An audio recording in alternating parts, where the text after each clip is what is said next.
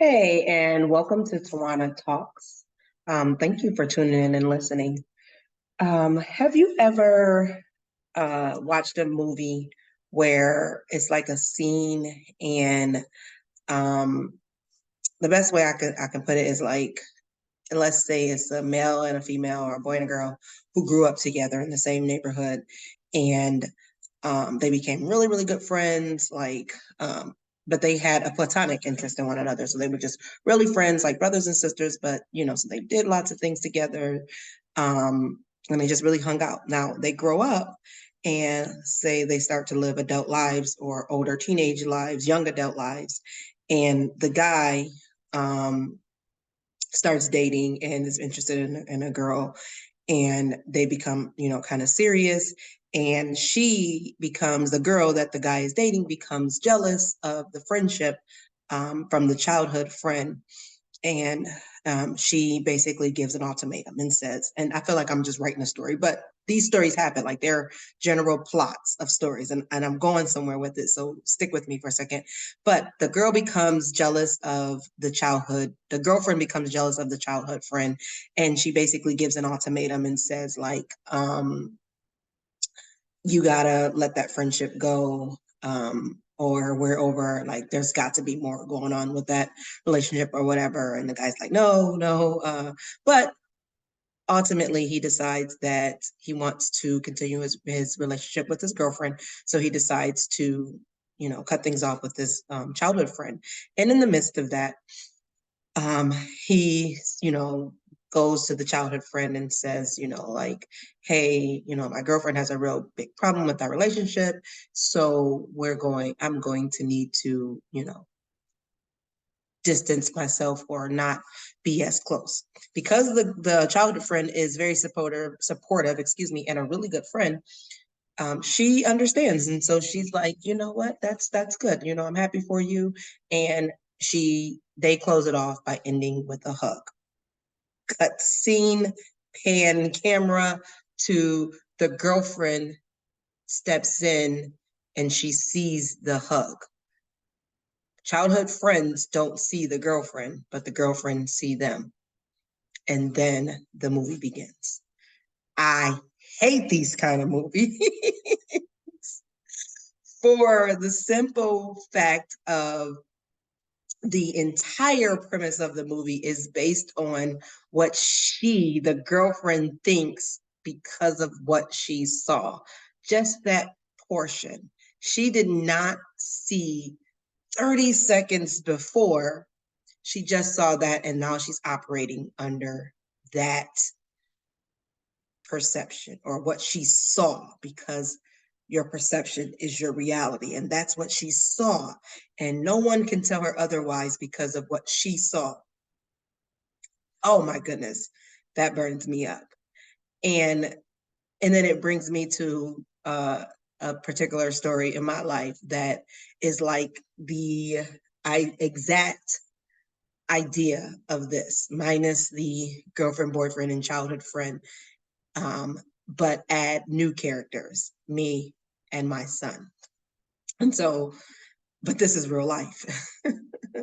And I think about, so there was a time when my son was younger. Obviously, there was a time when he was younger, but during his teenage years, let me say where it started. We were having a conversation, he and I, and just reminiscing on some childhood things, and we were talking amongst other people, and just reminiscing on some things. And we were talking about a particular incident where a bug was involved, and my son was a lover of duct tape, and how he used duct tape to prevent this bug ever appearing again. And so we were cracking up about this scenario and situation. And the bug was I have to give you a little bit more context of the story. The bug was in the bathroom, and he was about to take a shower, and he had the water on.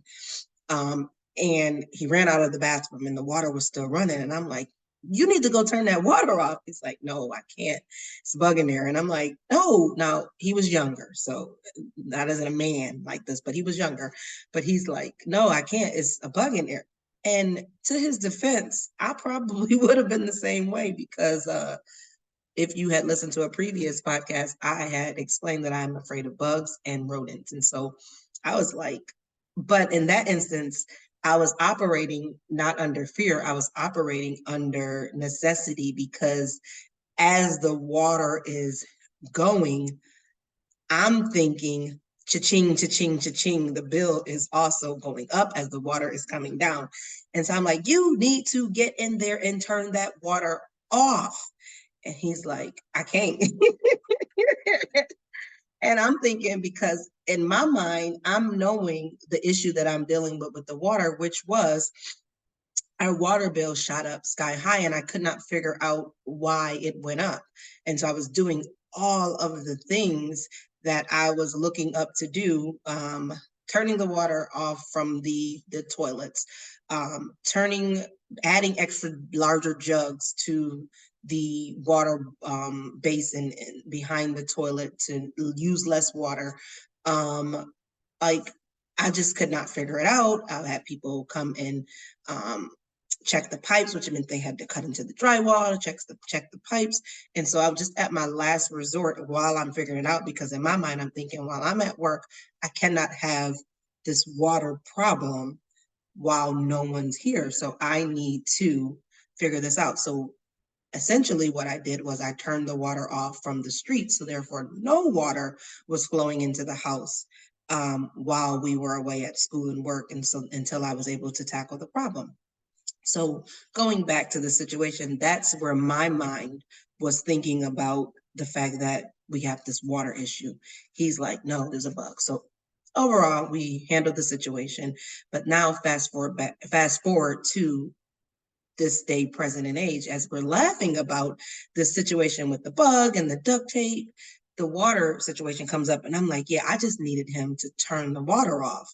I said, because we were having a water problem. And my son said, yeah, our water used to always get cut off. And I started to think, and I was like, our water never got cut off. And he was like, yes, it did. It used to always get cut off. Whenever I would come home from school, we didn't have water. And I was like, oh no, turned it off. I turned the water off.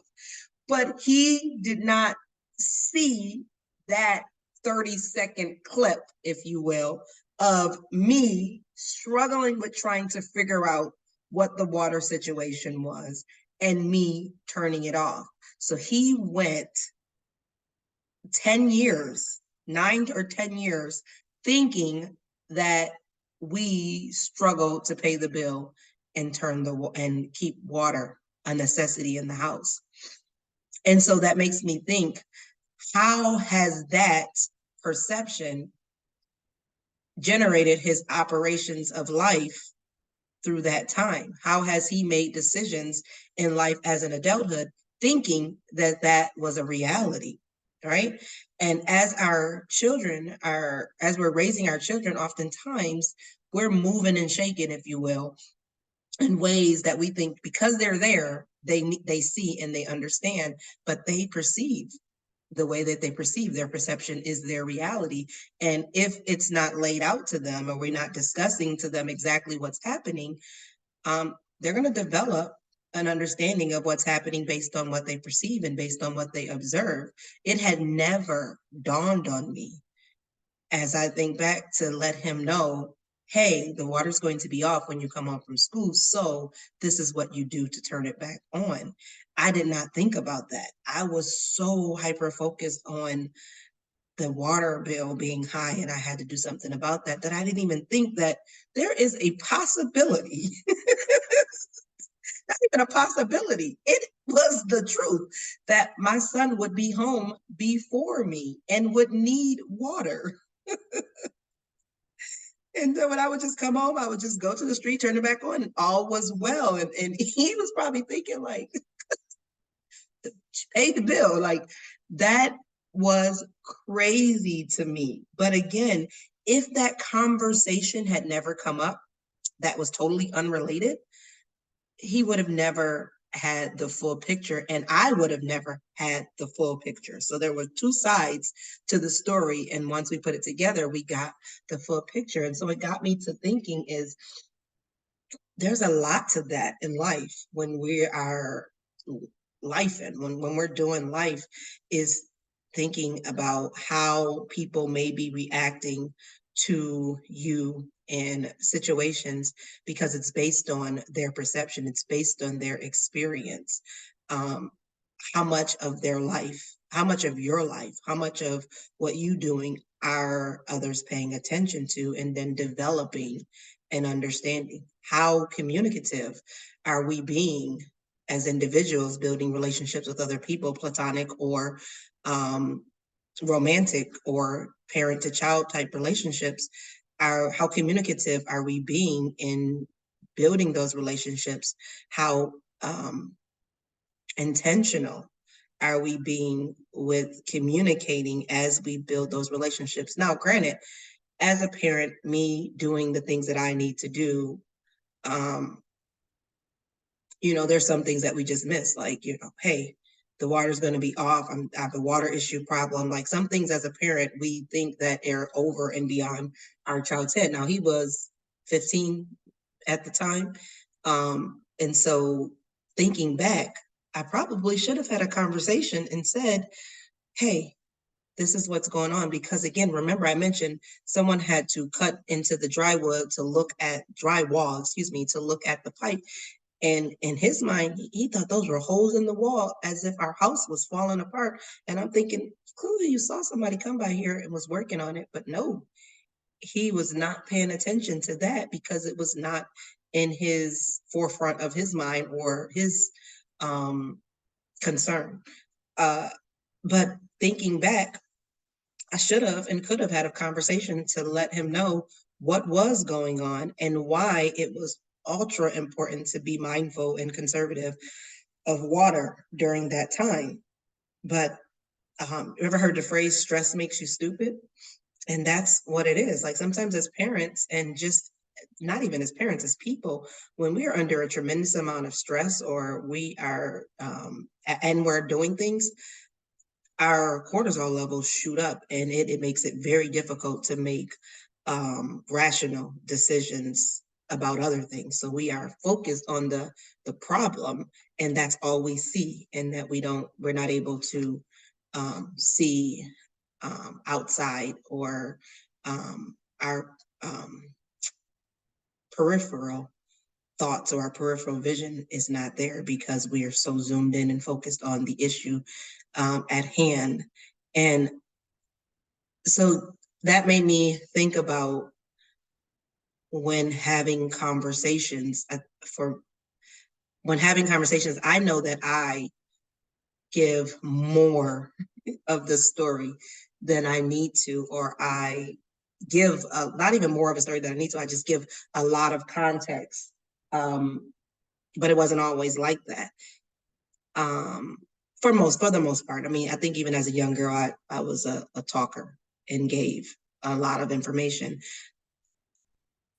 But for me, I think that it's more so wanting people to get pieces of the picture and puzzle of the picture to get a better understanding of where I'm coming from or what the situation is, to have an understanding of how and why I operate the way I do, so that the perception, to kind of mitigate a skewed perception, if you will. But then again, as a parent, sometimes you lose focus. And I think that's what conscious parenting is being conscious of how the individuals that you are raising, the individuals that you're coming in contact with, are perceiving the world that they live in. How do they understand the world? Having active and engaging listening to understand where they're coming from, to be able to create a bigger picture. So going back to my son, once he was able to tell me his perception, which was totally valid, then I was able to have a little bit of a better understanding of how he's operated in the 9 years gap between that time and the time that we fell upon this conversation. And also for him, hopefully, that he was able to now have a better understanding of why I was behaving the way I was behaving, because of that situation. He was not aware of that. And so just moving forward, being conscientious, having conscious thoughts about the other person. In my business, I talk a lot about removing of the ego, and that is when you are able to set aside how you perceive everything to be or how you think everything is, to open up the option that others see things differently. Others interpret things differently. My daughter and I, the youngest one, we did a podcast talk shortly.